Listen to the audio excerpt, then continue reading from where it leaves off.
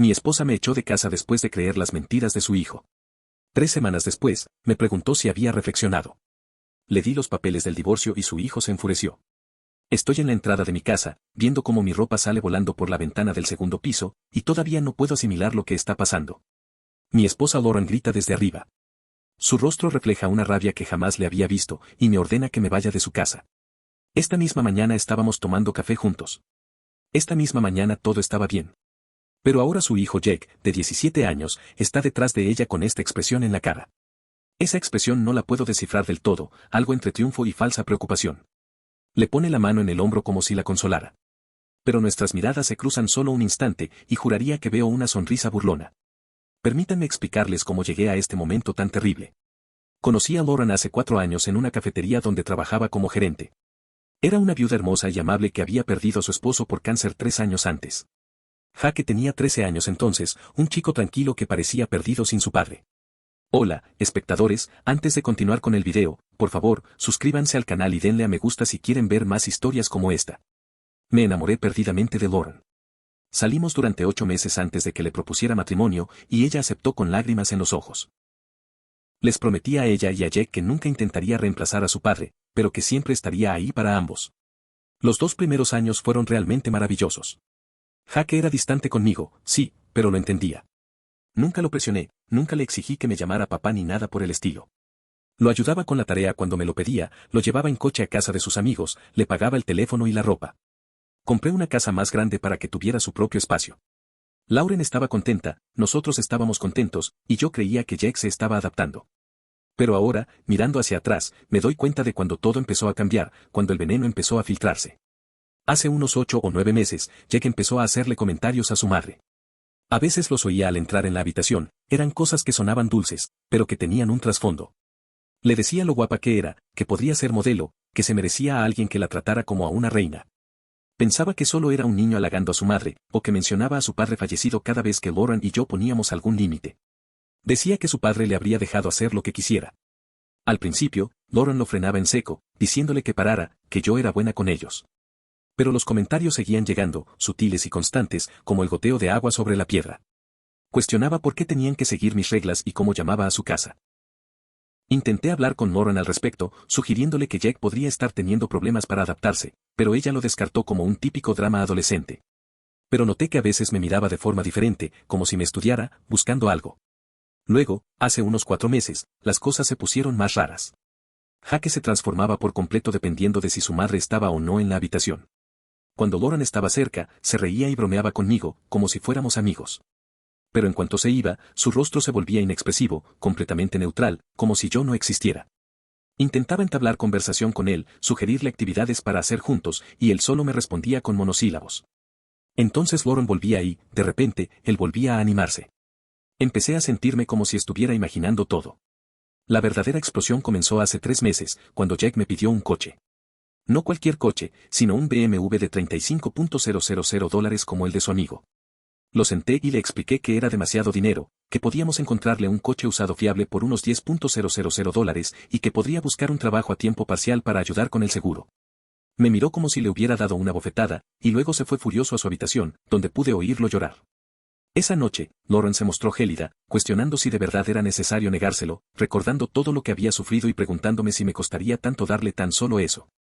Me quedé de piedra, porque $35,000 por el primer coche de un adolescente era, objetivamente, una locura. Pero ella simplemente se dio la vuelta y me dijo que yo no entendía lo que era ser su madre. Después de ese incidente, todo cambió de repente. Jake empezó a tener conversaciones en voz baja con su madre que se interrumpían bruscamente cuando yo entraba en la habitación. Lauren, de la nada, empezó a interrogarme, preguntándome si de verdad me gustaba Jake.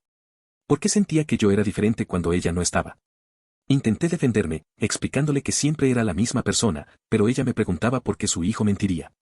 Las peleas se volvieron frecuentes. Jake afirmaba que yo le había dicho algo hiriente, y Lauren me confrontaba al respecto. Cada vez que intentaba defenderme, me preguntaba si estaba llamando mentiroso a su hijo, y me sentía completamente atrapada. Me di cuenta de que él estaba manipulando la situación a la perfección, haciendo acusaciones vagas imposibles de refutar, construyendo esta narrativa de mí como un abusador hipócrita que solo mostraba su verdadera personalidad cuando estábamos a solas. Hace 2 semanas, todo estalló de la peor manera posible. Llegué a casa del trabajo y Lauren me agarró del brazo. Su voz temblaba cuando me dijo que teníamos que hablar de lo que había pasado con Jake. Se me hizo un nudo en el estómago porque no tenía ni idea de qué estaba hablando. Me subió la manga de Jake para enseñarme un moretón en el antebrazo, con lágrimas en los ojos mientras me decía que él le había dicho que yo lo había agarrado, que me había puesto agresiva cuando ella no estaba en casa. Sentí como si el mundo se me viniera abajo y el pánico me invadió porque jamás le había puesto la mano encima a ese chico. Gritaba desesperada, pero ella retrocedió como si yo fuera peligrosa. Me dijo que no había querido creerle a Jake, que durante meses se había convencido de que solo era un adolescente dramático, pero lo que él le había contado era demasiado específico y consistente como para ignorarlo. Le agarré las manos, rogándole que pensara si alguna vez me había visto violenta en los 4 años que llevábamos juntas, pero se apartó y dijo que eso era precisamente lo que lo hacía tan aterrador. Jake afirmó que yo era como 2 personas distintas. Fue entonces cuando lo vi observándome desde las escaleras, y por una fracción de segundo su expresión fue completamente neutral, casi curiosa, como si estuviera viendo un experimento científico para ver el resultado. Luego me vio mirándolo y su rostro se contrajo instantáneamente por el miedo. Bajó corriendo las escaleras llamando a su madre, diciendo que había oído gritos y suplicándole que no me dejara hacerle daño. Aquello fue lo que destrozó a Lauren por completo. Me dijo que hiciera la maleta y me fuera, hasta que pudiera aclarar las cosas y asegurarse de que su hijo estuviera a salvo. Necesitaba irme. Empaqué con manos temblorosas, la cabeza me daba vueltas, intentando comprender cómo mi matrimonio acababa de derrumbarse. Mientras cargaba el coche, levanté la vista una vez más y los vi en la ventana. Jake tenía el brazo alrededor de su madre, consolándola como el hijo devoto que es, pero cuando creyó que no podía verle bien la cara, miraba su teléfono y sonreía. Fue entonces cuando lo supe con absoluta certeza. No se trataba de un malentendido ni de una rabieta infantil. Esto fue calculado y planeado. Mientras conducía a casa de mi hermano con toda mi vida y bolsas de basura en el asiento trasero, una pregunta resonaba en mi mente como un martillo. ¿Cuánto tiempo llevaba este chico de 17 años planeando destruir mi matrimonio? Y, más importante aún, ¿por qué? Pasé la primera semana en casa de mi hermano en estado de shock, apenas comiendo, apenas durmiendo, repasando todo una y otra vez. Mi hermano Dad insistía en que me defendiera, que llamara a Lauren, que la hiciera escuchar. ¿Pero de qué servía si ya había decidido que yo era el monstruo de la historia? La llamé unas 50 veces durante la primera semana y todas las llamadas fueron directamente al buzón de voz. Le envié mensajes suplicándole que me diera la oportunidad de hablar, de explicarle, de mostrarle que algo no cuadraba en la historia de Jake, pero nunca respondió. Para la segunda semana, el shock empezó a disiparse y algo más ocupó su lugar, algo frío y analítico. Comencé a pensar en todos esos pequeños momentos de los últimos meses, todas esas interacciones extrañas que en su momento no habían tenido sentido. La actuación de Jake en las escaleras, ese instante de curiosidad antes de que pusiera su papel de terror. Fue demasiado perfecto, demasiado ensayado. Ese moretón en su brazo apareció en el momento justo, después de nuestra mayor pelea por el coche. Y esas conversaciones susurradas con su madre que se interrumpían cuando yo entraba en las habitaciones. ¿Qué le había estado metiendo en la cabeza durante todos esos meses? Me di cuenta de que necesitaba ayuda, ayuda profesional de verdad, porque si Jake había estado manipulando la situación todo este tiempo, necesitaba pruebas. Primero llamé a una abogada, Patricia Chun, abogada especializada en derecho familiar, que tenía muy buenas recomendaciones. Me escuchó sin interrumpirme y tomó notas. Y cuando terminé, me miró seriamente. ¿Es usted el dueño de la casa?, preguntó. Le dije que sí.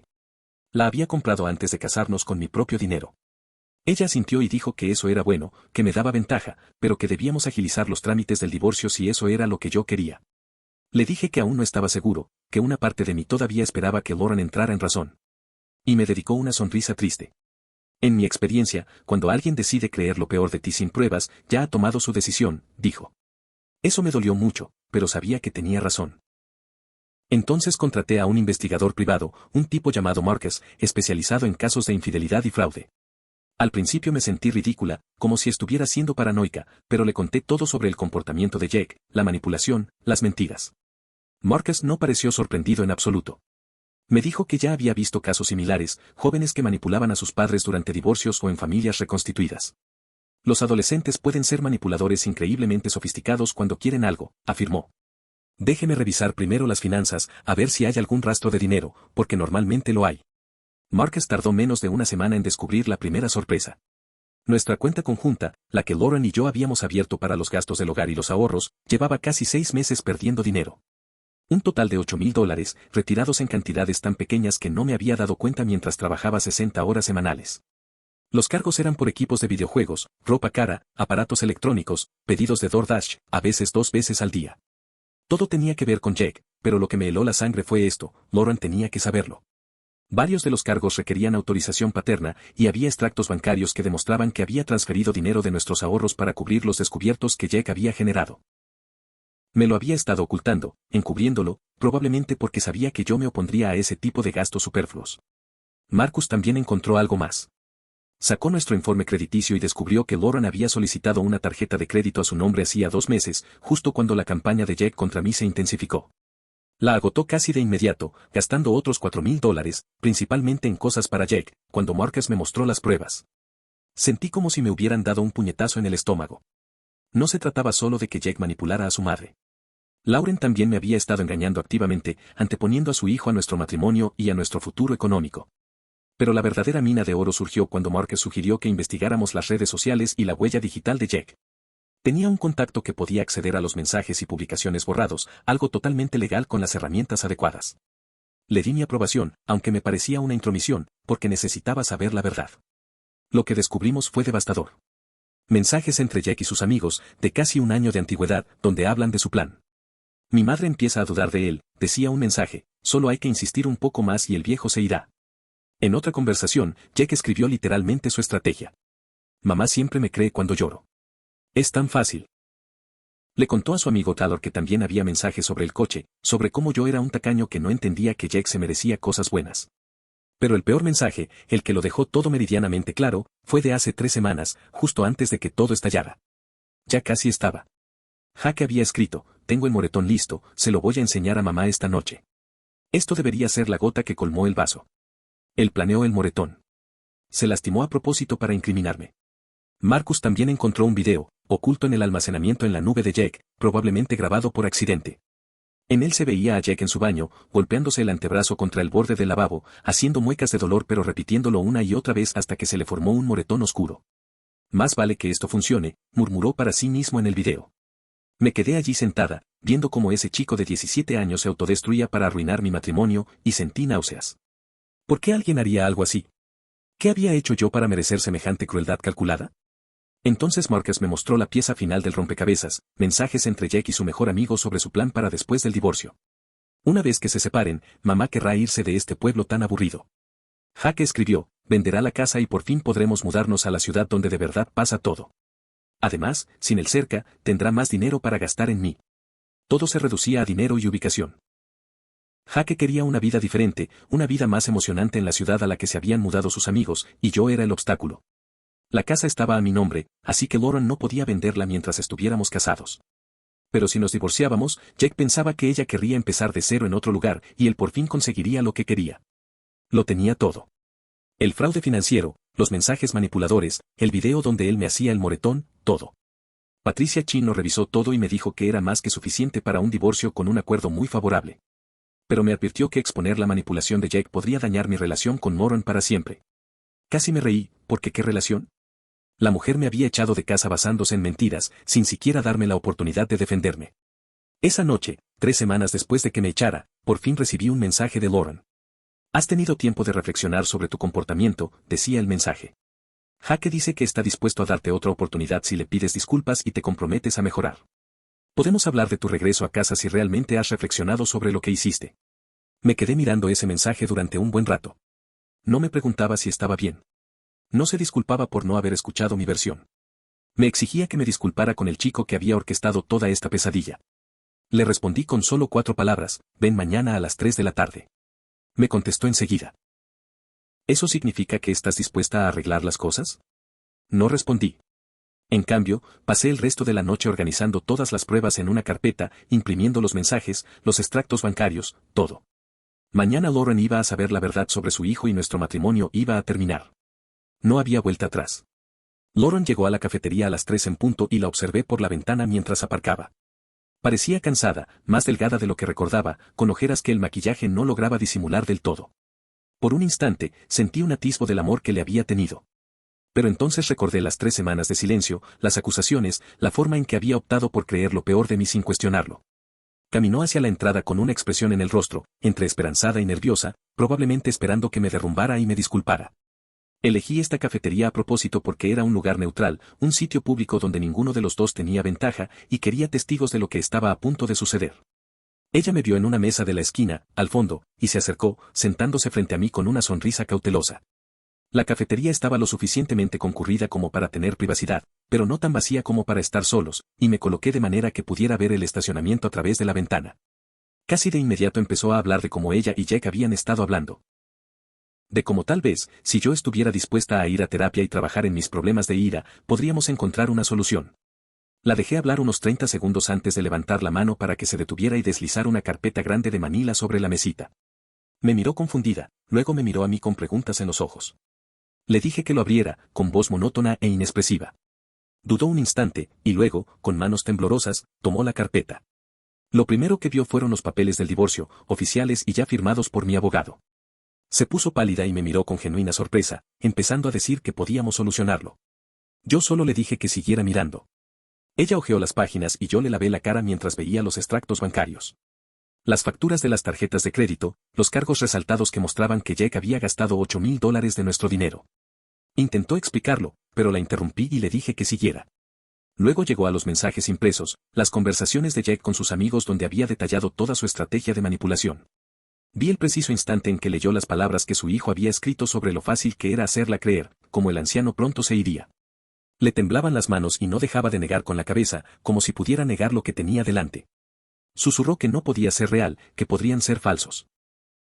Fue entonces cuando saqué mi teléfono y reproduje el video con el volumen lo suficientemente bajo para que solo ella pudiera oírlo. La voz de Jack se escuchó claramente mientras se golpeaba el brazo contra el lavabo del baño una y otra vez, provocándose el moretón que le había mostrado a su madre. El rostro de Lauren se descompuso y dejó caer los papeles sobre la mesa, llevándose la mano a la boca.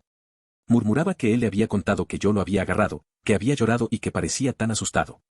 La interrumpí para explicarle fríamente que él la había engañado, que durante meses había estado destruyendo sistemáticamente nuestro matrimonio porque quería que vendiera mi casa y se mudara a la ciudad con él.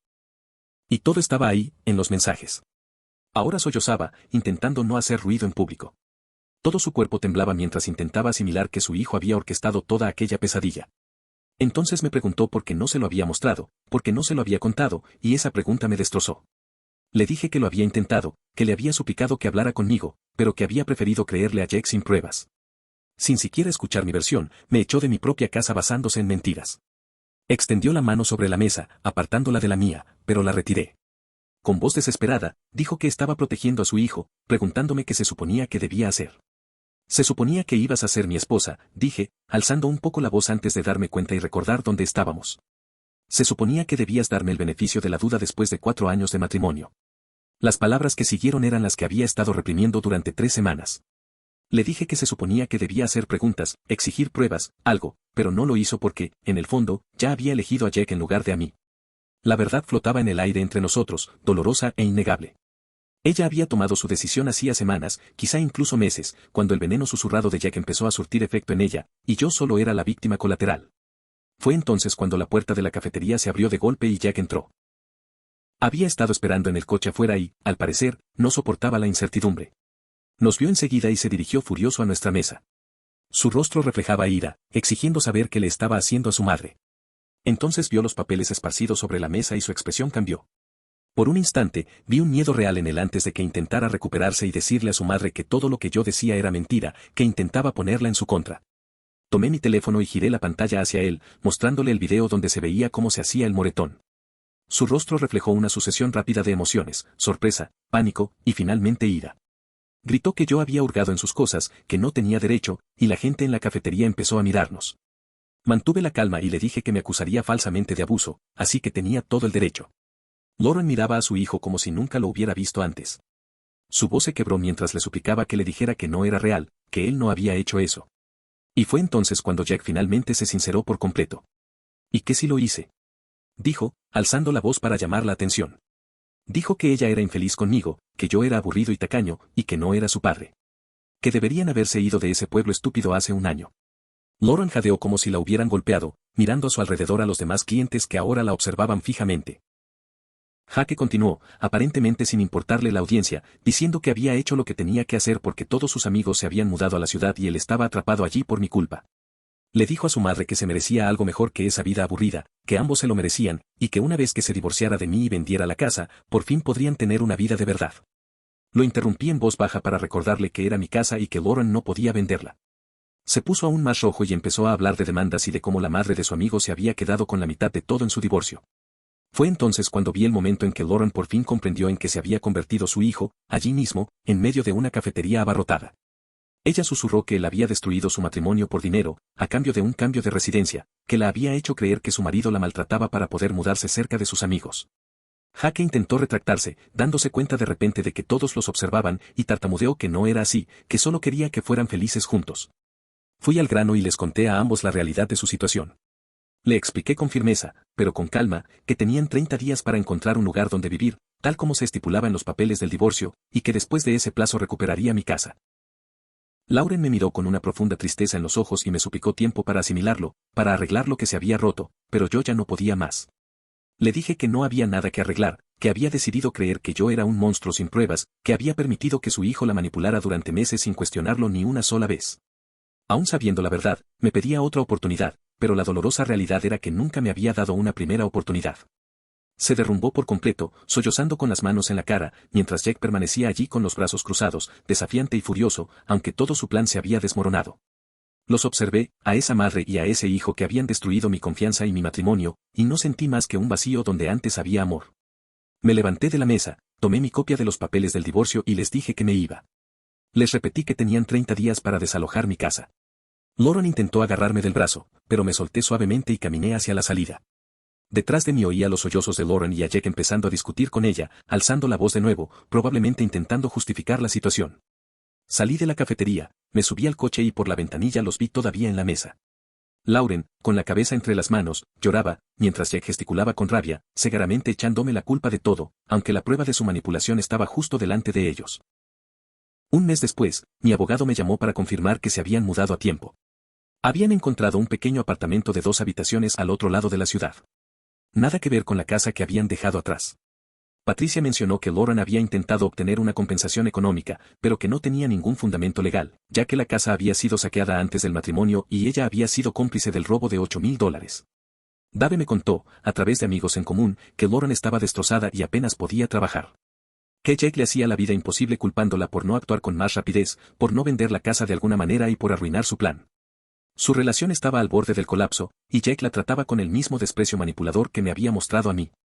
A veces, me entristecía, sobre todo por las noches, cuando reinaba el silencio en casa y recordaba los buenos tiempos antes de que la toxicidad de Jack se apoderara de mí. Pero, en general, sentía alivio, como si hubiera esquivado una bala que me habría destruido.